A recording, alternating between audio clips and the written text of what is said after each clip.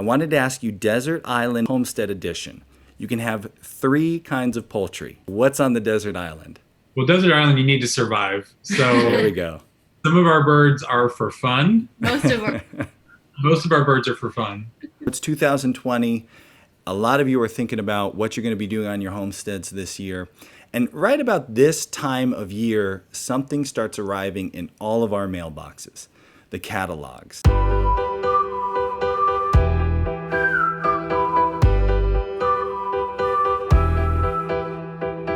What seeds are you going to order?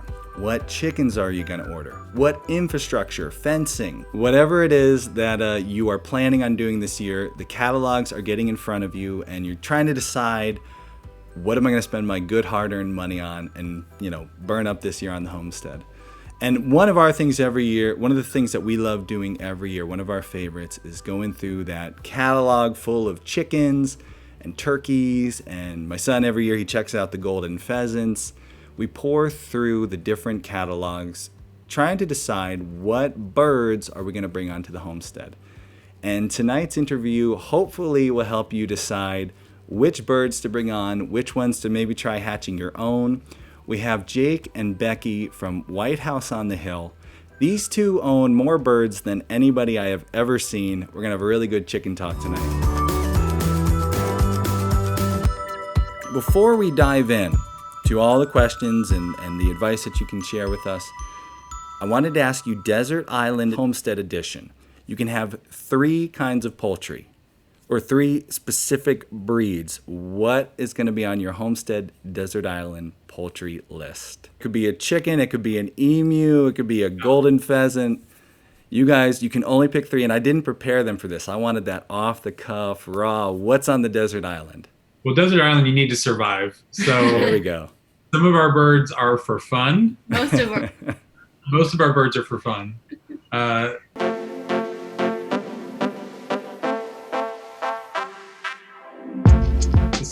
For sure, chickens are going to be their specific breed of chicken, something that lays pretty well. So probably like an Australorp, a Barred Rock, a Rhode Island Red. Would you have ducks on your desert island? I would never have. What about turkeys? There's some good meat. They are, but I like chicken better. So you just having chickens? Yeah, I guess I just have chickens. Just chickens, and so you're probably just having probably a good layer, and then we'd probably have probably some of our favorites are like our Americanas, our Easter eggers that are some of our favorites. And then how about a fun breed that you would have that we really enjoy, chickens wise? Oh, chicken wise. Like silkies. We love our silkies. You don't want to take your peacock with you? I don't. We have a love-hate relationship with our peacocks, so not going to the desert island. You have good barbecue there, Just saying. I don't know. I guess third, I'd take the emus then, because they are entertaining and they show affection towards us. So I think if we have some food taken care of with the chickens, then I'd take some emus. All right, there we go. Desert Island Homestead Edition. So those of you watching, you got your list. If you're starting off this year and your place is like a Desert Island Homestead right now, you got the 3 to order.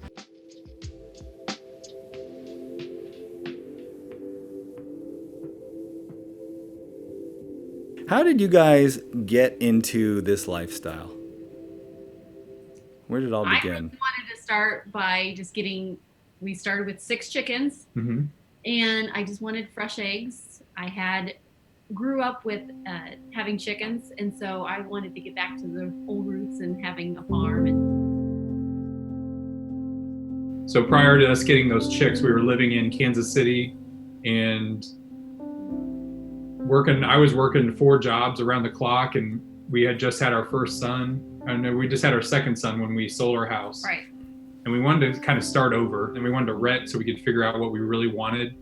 So we got 6 chickens, and Jake kind of took it from there, actually. I was really surprised that he kind of got obsessed with chickens, and I was like, oh my goodness.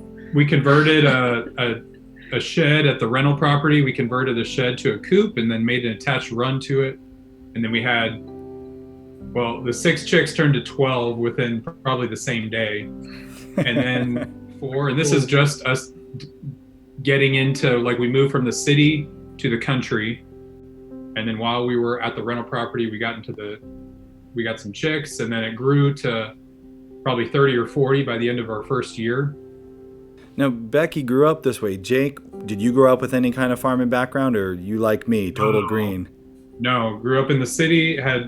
I never would have imagined owning birds. My parents didn't let us own animals back then, which my mom watches your channel all the time, so if she ever sees it, she'll be upset, because now they have cats. Like, we gave them a cat from her farm, a barn cat, and that got her into becoming a crazy cat lady. And hi, Jake's mom. So she's loved having animals ever since that time when we had given her a cat. But no, I never had animals growing up, and so I never would have imagined this lifestyle. But when we just moving out, I don't know if we really wanted what we really wanted at the time. We were just trying a rental, and then she talked me into getting the chicks, and that just kind of snowballed into learning about this whole world that we knew nothing about. It's so funny because that is so similar to our story. We literally started with 6 chickens, same number, and it was Kay's idea. I had no background, no history of this kind of life. And when you ask her, she says, I'm the one to blame for the scale we've gone to. Because she's like, I just wanted 6 chickens. You were the one who went crazy and bought a bunch of other stuff. So it sounds pretty familiar. Pretty similar. So why do you think you guys got so into the birds as opposed to, there's all kinds of endless possibilities with homestead animals. Why did you guys lean in so heavy on birds? We had such a small space at the rental. We had an acre. It wasn't so small. I mean, it was more than we'd ever had. Right. But we were limited. Yeah. But yeah, you're right. Yeah, we were limited on the amount of yard that we had. And so we thought birds, chickens, you can confine them into whatever pen size that you want them to be in. So we thought birds would be the perfect start. They're really easy to take care of. And we had the building for the coop, and then we started building chicken tractors so we could keep meat birds and move them around in a little space, and then we got like some ducks and some turkeys, and so it was like you could just keep adding to it. And the people we were renting from, like, really, they were cool with the chickens, but they didn't really notice, like, if we added like ducks and turkeys, and then like we got some pheasants. And we could just put them away in a chicken tractor, and they would never know. And then we hatched out the peacocks, and then we just we had a chicken that hatched them out, was raising them, and so had them in a chicken tractor. And I think the problem was when we got the emu. The problem was the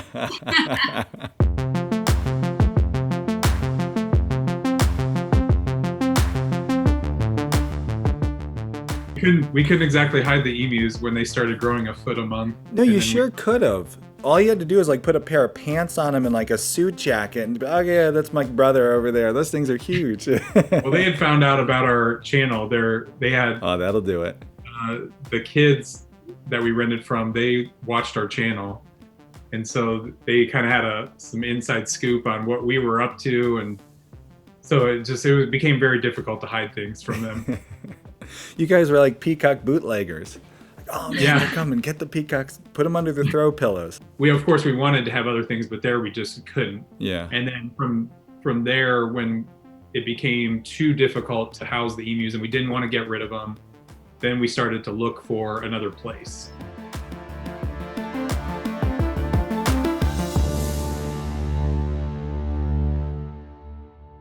And so that's when we found the farm, and then that's why now we're open to having all kinds of animals for our farm.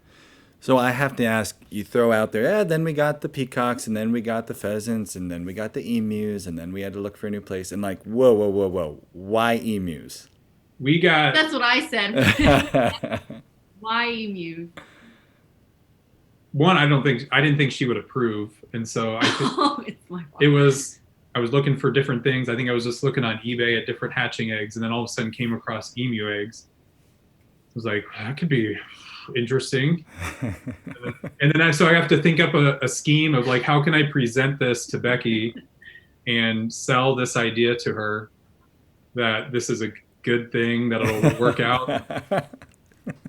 And she's pregnant, like halfway through a pregnancy, and we're like, we'll hatch these out, and they're going to hatch out like a few months before we have a baby. And so we didn't really know what we'd do. I think at the time I just said, hey, if I just hatch them out, maybe we could sell them or give them away to a farm that wants them. I don't think I said anything about keeping them. But that was not the plan. No, yeah. No.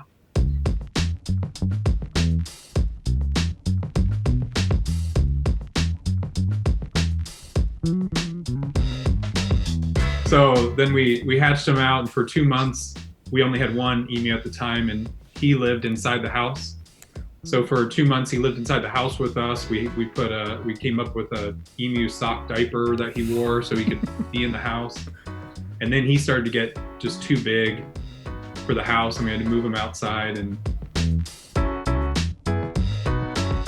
then we grew to love him so much that we just couldn't get rid of him. And so we had to hatch out 2 more. Hatch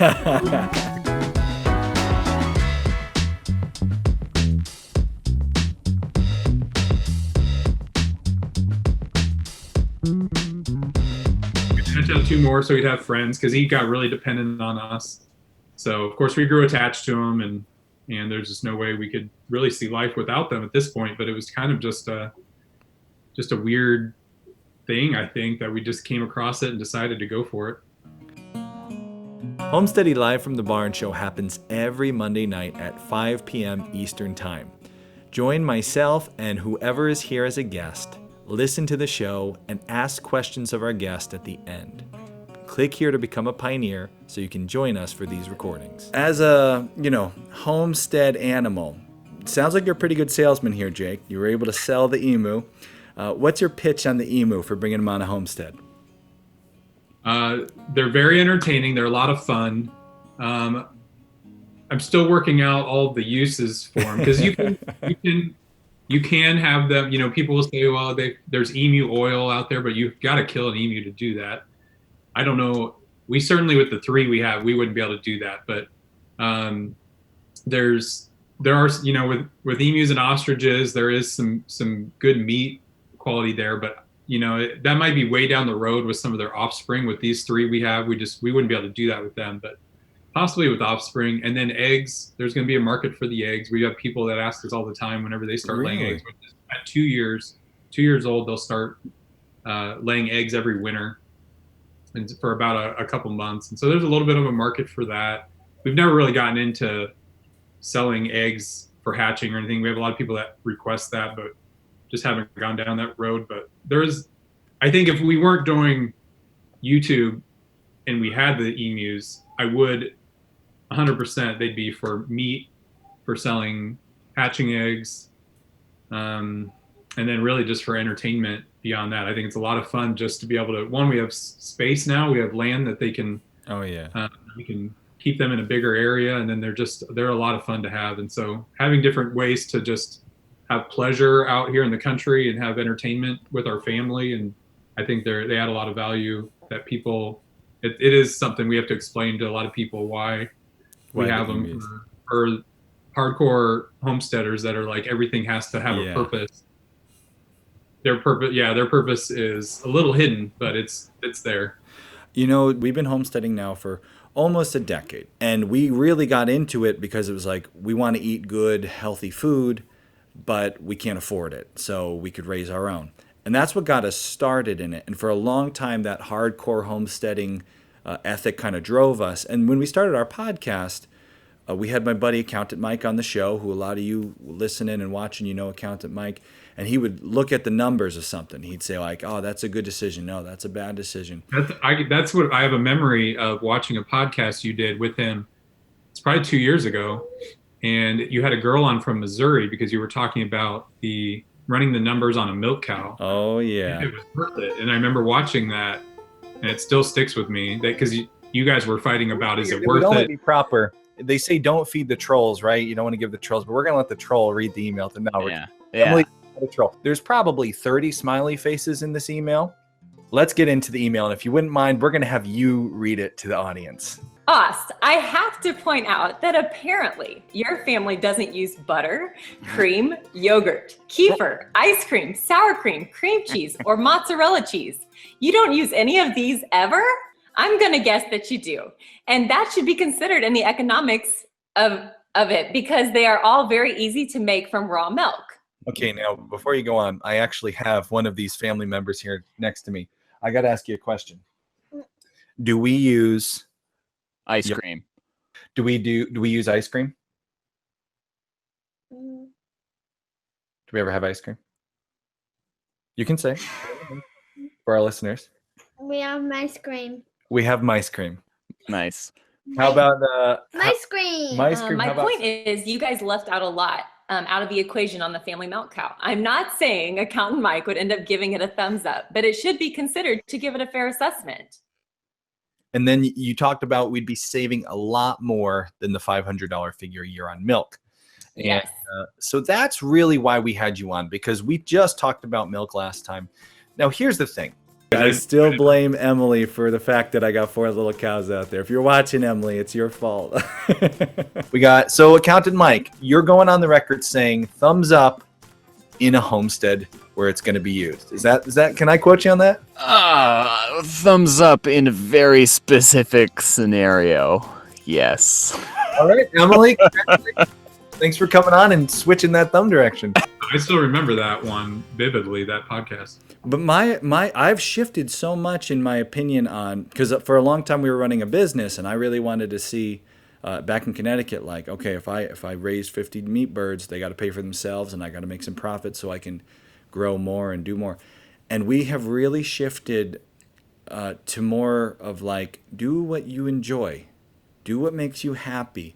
Because you guys, you've been doing this life now a long time too. You've probably seen what we've seen is in the beginning, it is really hard to get the numbers to work. When you first get something going, you got to get a lot of time and a lot of energy to catch up to that point where you start making money or at least saving money. And with YouTube, like you mentioned, it can work out because for us, we're also putting on a show. And if people see an emu, they're going to want to click on an emu video. Am I pronouncing that wrong? Emu? Is there you got like a little extra note in there? And Australians tell me they were happy with my pronunciation was emu. Emu. A little bit of mew in there. Okay, yeah. I'll work on my pronunciation. But we really have shifted more to like focusing on the things we enjoy and not working so much. I still want it to feed us. I still want there to be a profit in the endeavors we go big on. But I love watching, people like you guys who are looking at something just saying, we enjoy that. Seeing that bird, that giant bird run around the backyard and at the new farm makes you happy. And you can't, that's where I always would trump Accountant Mike. You can't really put a good hard number on happiness. If it's making you, if you're enjoying it, then, there it is. Well, speaking of the new farm, you guys, this is a really exciting time in your life because you went from starting off on the rented place, but now here you are, you got a new farm. Tell us a bit about how that happened. Tell us a bit about the new farm, and let's talk about your plans.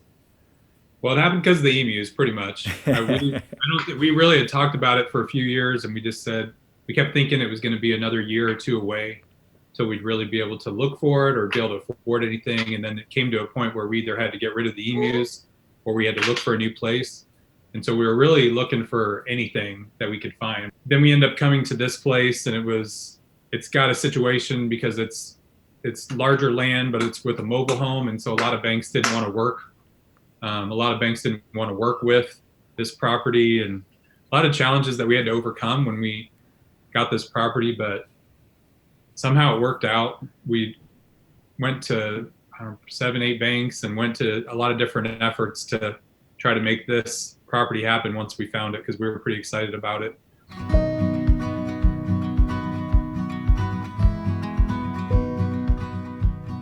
There's the peak of the property is right in the middle, and it overlooks like the whole property. And so that's our dream, is to have a house up there someday, and then have a big barn somewhere further back on the property by there where we could have the horses. We could have a stall for the emus to come in. We could have a stall for the horses and whatever other animals we have in and out of there. And then, there's a really nice pond just out our window that we're looking at right now that is just beautiful, and it's fully stocked with fish.